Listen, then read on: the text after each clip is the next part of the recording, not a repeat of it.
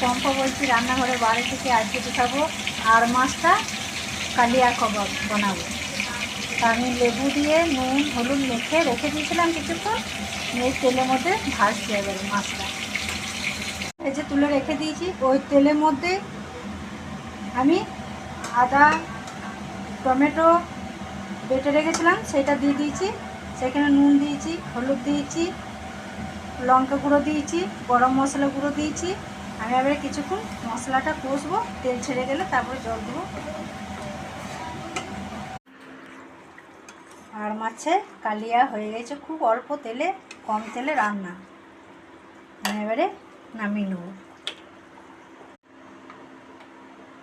1 চামচ ঘি আমি মাছের কালিয়াটাতে দিয়ে দিচ্ছি নামাবার সময়। গরম মশলা দিয়ে দিয়েছি। আমি পম্পা বলছি রান্নাঘরে বাইরে থেকে, আজকে বানাবো ফুলকপির পনির। এখানে পনিরটা ভেজে রেখেছি, ফুলকপিটা ভেজে রেখেছি, আলুটা ভেজে রেখেছি, এখানে টমেটো মিক্স করে রেখেছি। ওই তেলের মধ্যে আমি অল্প জিরে দিয়ে দিচ্ছি।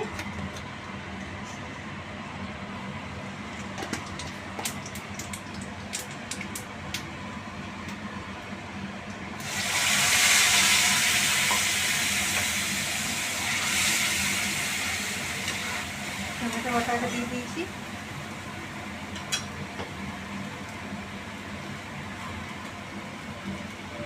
তেজপাতা দিয়ে দিচ্ছি, হলুদ দিয়ে দিচ্ছি, নুন দিয়ে দিচ্ছি। টমেটো কষা হয়ে গেছে, তেল ছেড়ে দিয়েছি, কম তেলে রান্না। আমি এবার ফুলকপিটা দিয়ে দিচ্ছি।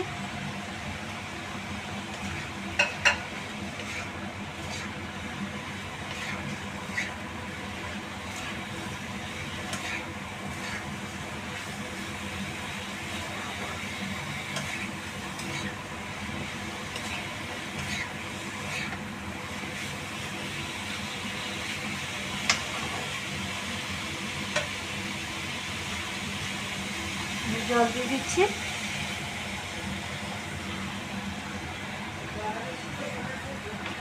পনিরটা দিয়ে দিয়েছি, আমি এবারে অল্প ঘি দিয়ে দিচ্ছি।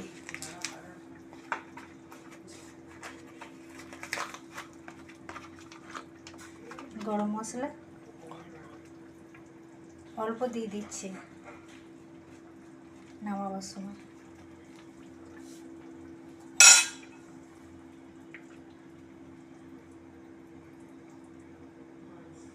ফুলকপির পনির হয়ে গেছে।